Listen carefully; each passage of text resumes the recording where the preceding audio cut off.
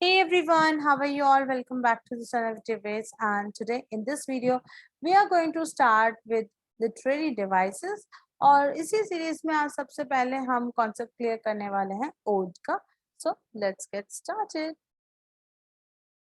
So first of all हम देखेंगे odd होता क्या है, what is ओड, क्या है ये लिटरेरी डिवाइस. तो ओड जो है वो इस तरह की लिटरेरी डिवाइस है जिसके अंदर जो पोएम लिखी हुई है वो पोएम एक लिरिक के सेंस में होती है, यानी कि गीत के फॉर्म में लिखी हुई होती है. ठीक है, इसे हम लॉन्ग लिरिक पोएम भी कह सकते हैं, यानी कि पोएम जो है वो क्या होती है, लंबी होती है. ठीक है, long lyric poem that is serious in subject. इसका जो सीरियस होता है वो सब्जेक्ट होता है. स्टाइल ऑफ पोइटिंग और composing is elevated and elaborate in its stanzaic structure.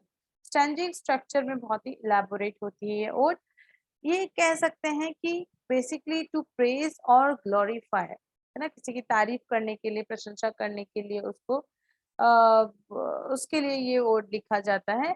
वो जो है किसी इवेंट के ऊपर भी लिखा जाता है या फिर किसी पर्टिकुलर पर्सन के ऊपर भी लिखा जाता है. Describing nature intellectually as well as emotionally. उस पर्टिकुलर पर्सन या फिर इवेंट का नेचर जो है उसे इंटेलेक्चुअली और इमोशनली डिस्क्राइब किया जाता है. In ancient Greece odes were originally accompanied by music. ठीक है, तो पुराने टाइम पे जो ओड्स होते थे वो म्यूजिक के साथ यूज किए जाते थे. In fact the word ode comes from the Greek word edein, which means to sing or to chat. Odes are often ceremonial and formal in tone. Ceremonies में इनको गाया जाता है और इनकी जो टोन होती है वो बहुत ही फॉर्मल होती है. The prototype was established by the Greek poet Pindar. और कहा जाता है कि ओड को establish करने का जो श्रेय है वो हम पिंडार को देते हैं, whose odes were modeled by on the songs by the chorus in Greek drama. Greek drama के अंदर पिंडार के जो ओड्स थे उनको एक साथ कोरस में गाया जाता था. Clear? So now we'll see that what are the types of odes. So odes are basically three types of odes are there. First is Horatian ode. ये जो है रोमन पोएट हॉरेस के नाम पर लिखे गए हैं. Who lived during the first century. The Horatian ode consists of 2 or 4 line stanza.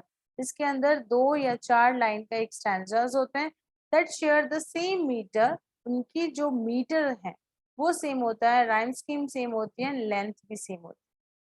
ठीक है, जबकि पिंडारिक जो होता है वो क्या होता है, फॉर्मल होता है. हॉरेशियन जो ओड है वो traditionally explores intimate scenes of daily life. ठीक है, तो पिंडारिक है जो फॉर्मल है, जबकि हॉरेशियन जो है वो डेली लाइफ के इंटीमेट सीन को भी उन ओड्स के अंदर बताया गया. Clear? This was about Horatian. Then we have irregular और द पिंडारिक. फाइन.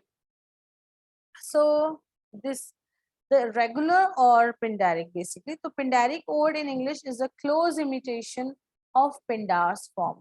ये जो है वो पिंडार का जो फॉर्म था वहीं से कॉपी किया गया है और उसके अंदर 3 पार्ट बताया उन्होंने, स्ट्रॉप्स, एंटीस्ट्रॉप एंड एपोड. तो ये तीनों जो हैं उनका कॉन्सेप्ट बताया गया है पिंडार ने. और इसका जो बेस्ट एग्जांपल है वो थॉमस ग्रे की जो पोएम है द प्रोग्रेस ऑफ पोएसी, उसके अंदर आप रेगुलर या फिर पिंडारिक और ओड को देख सकते हैं. क्लियर?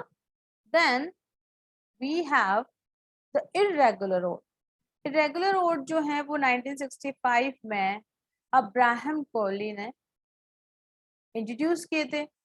उन्होंने पिंडारिक स्टाइल और जो मैटर था उसको कॉपी किया, but disregarded the recurrent strophic pride, allowing each stanza to establish its own pattern of variable line lengths, number of lines and rhymes.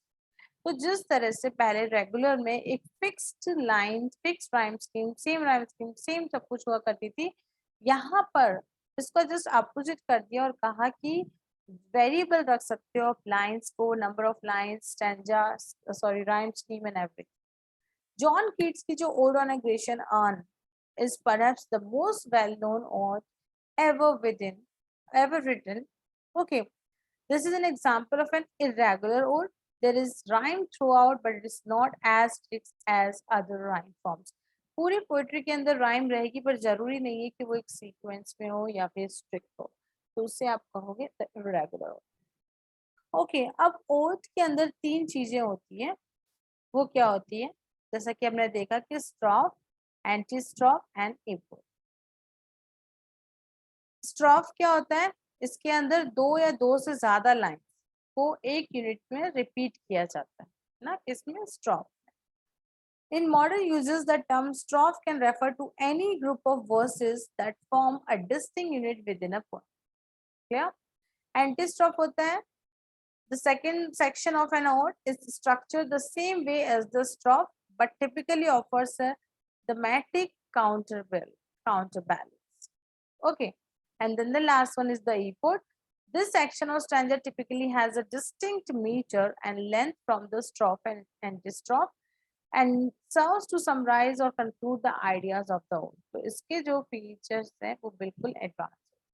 तो इस तरह से जो ओड पोएम है उसको हम ट्रेडिशनली तीन सेक्शंस में डिवाइड कर सकते हैं। ओके, और आप उसको स्टैंजास में भी डिवाइड कर सकते हैं।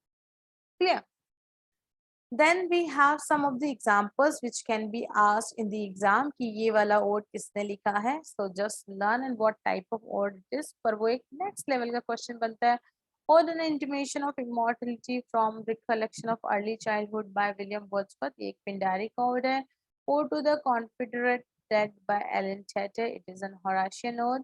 Ode to the West Wind by P.B. Shelley, this is irregular ode. The Progress of Poesy and Pindaric Ode by Thomas Gray, Ode on a Grecian Urn by John Keats, Ode to Spring by Thomas Gray. So this way, these are some of the examples of odes which can be asked, like who has written this, or like you just need to differentiate. Clear? So now this was all about the odes. It's very simple and easy topic which you can actually get through practice. Okay, so now let's see, एक question तो कर ही लेते हैं। Not one among the three types of ode, मैंने three types of ode बताए थे, उनमें से रेगुलर, इरेगुलर, स्पिरिचुअल, हॉरेशियन कौन सा है? इसका सही आंसर वो आप नीचे देंगे कमेंट बॉक्स में।